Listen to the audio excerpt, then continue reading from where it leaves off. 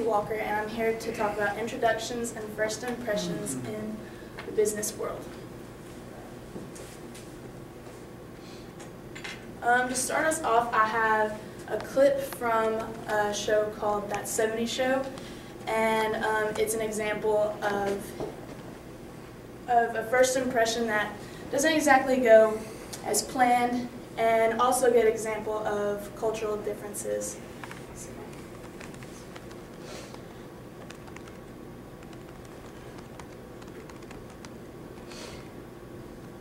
Guys, I don't know what's going on with Nina. I keep asking to meet her parents, but she keeps making excuses. It's probably the same reason I won't let you meet my parents. She's afraid you're gonna say something weird and embarrass her. Oh, please. I'm a hard-looking, smooth-talking, frisky-ass son of a bitch.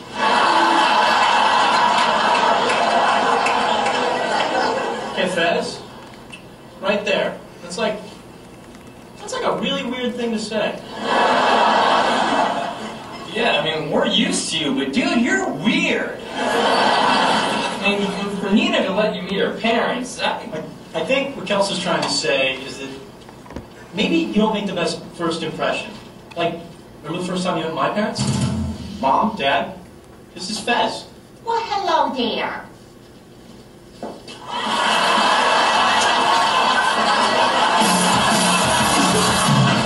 idiot, what? Yeah, and then it actually got even more disturbing.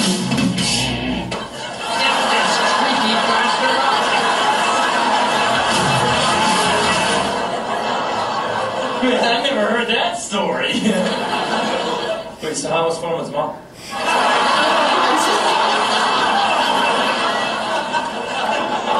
At first she was giving me nothing, but by the end she was giving me so much. Yeah, she's spunky. Yeah, I kiss your mom.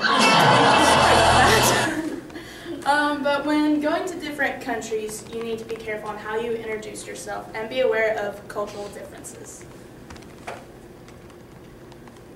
In China, people go by their surname first, which is your last name. So I would go by Walker Kelsey instead of Kelsey Walker. According to the greeting etiquette article from ExploreChinaTours.com, it is uncommon and sometimes considered discourteous to call someone only by his or her last name unless specifically asked. Germany, titles are used. So first names are reserved for close friends. So if they have a title in a corporation, then they need to be called by that title and not their first name. In Iraq and India, the titles doctor and professor are used for everyday conversations before their first name, and it's very offensive to leave out their title.